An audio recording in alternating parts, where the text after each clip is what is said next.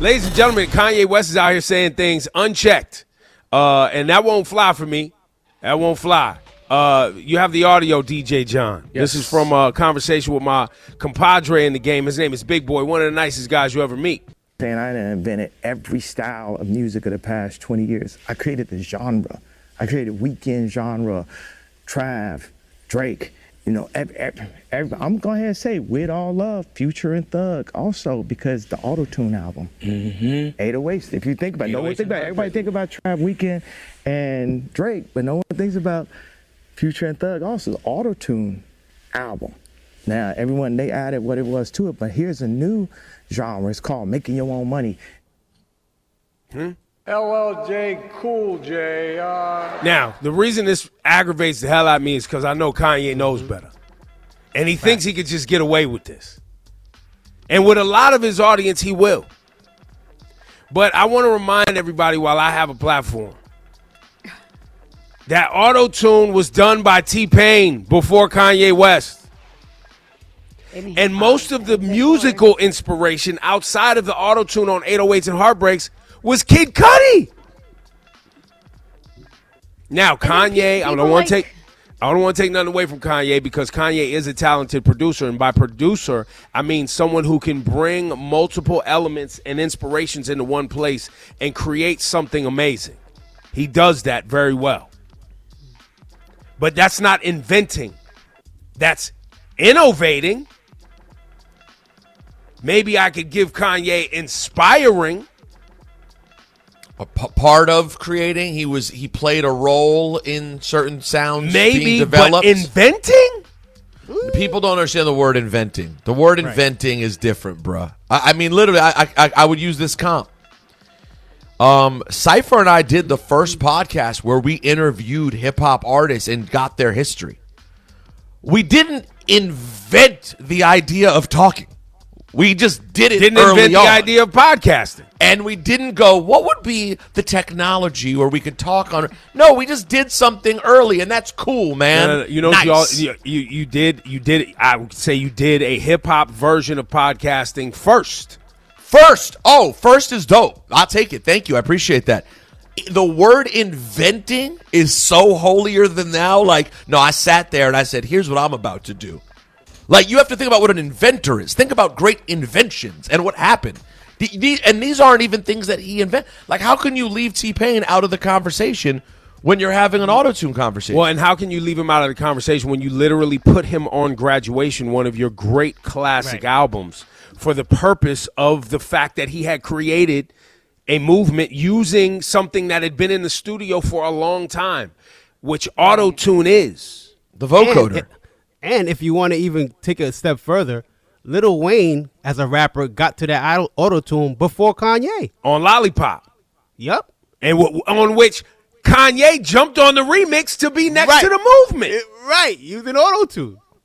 It's a great point. And when you think about that whole era, Graduation, that's before 808s. And he has T-Pain singing on Good Life to give him that exact vibe.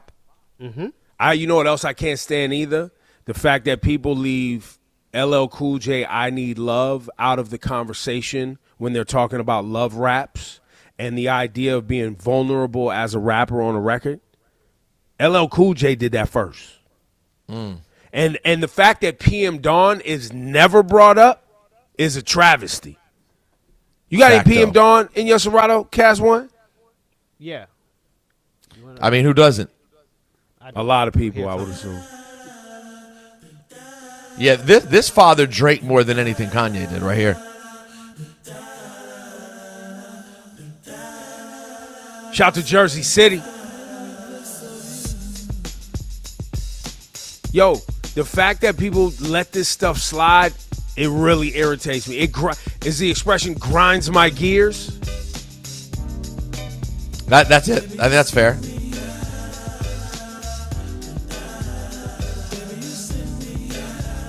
And PM Dawn caught flack for being this vulnerable. Now, I will say vocally, I understand why people give it a hard time. The rapping so quiet and rapping to the man. But people do this now, bro. This is a thing. But you're right. You're right. This is a thing. There's a genre. It's called chill rap. Chill rap as a genre? Yes. It's a Look in your subgenre? streaming service and type in chill rap and see what comes up. Wow. Nah, they fathered chill rap. Ain't no question. Now, it gets even deeper, though, with the Kanye conversation.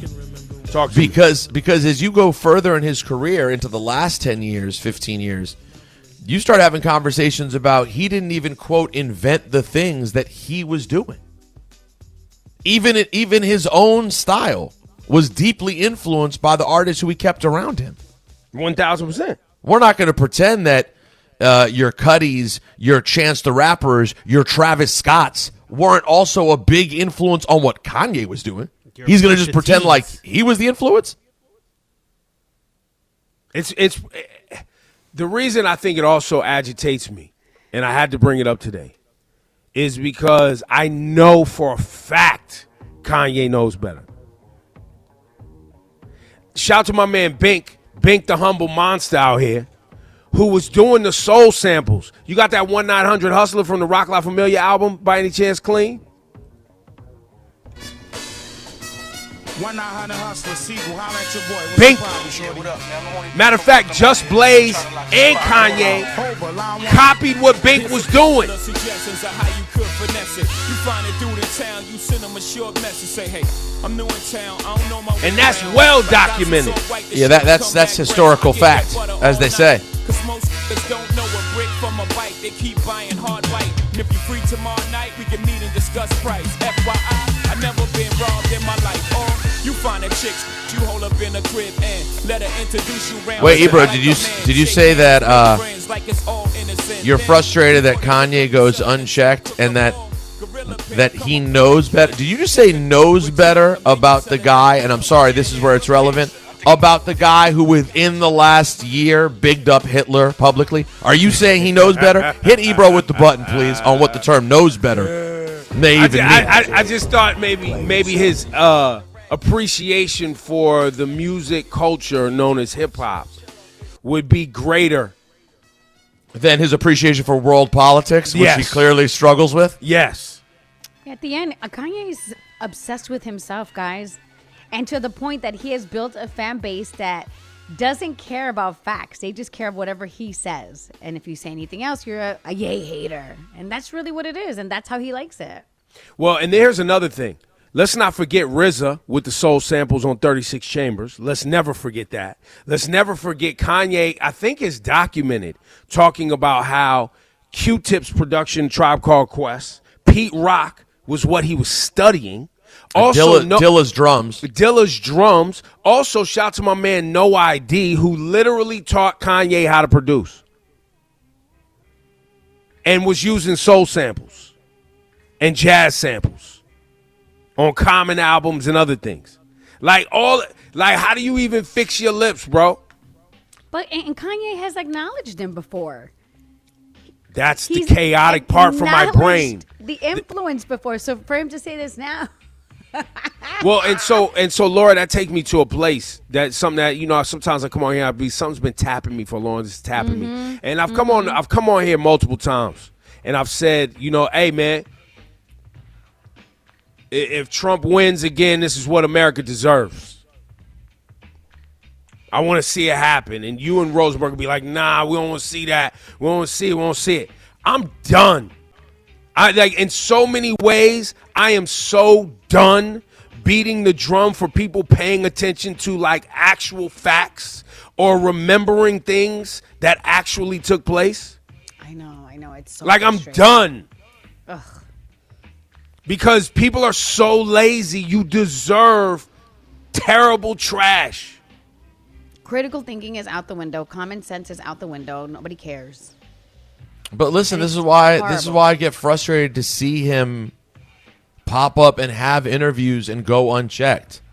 What's the point of having the conversation? Is just to get the views? Yes. Yes. You won't have a conversation. You can't really, if you're not willing to check him on things that he said, bro, and you're just gonna sit there and act like and be like a friend or a fan. I get it. He's done incredible things in music. But the things that people say and do over time matters. You can't just then sit there and act as if the last few years didn't happen. And then in your interview, he starts saying things that are crazy and deserve to be checked. And you go, yeah, you did invent The Weeknd. He didn't do anything with his sound. That's you. Abel, and XO, what do they even do? They just, honestly, Kanye, yeah, I hear you in The Weeknd, but The Weeknd definitively found his own pocket. I'm not even a Weeknd fan. That's how unique his thing is. It's not even for me. But you cannot tell me you invented that. You can't.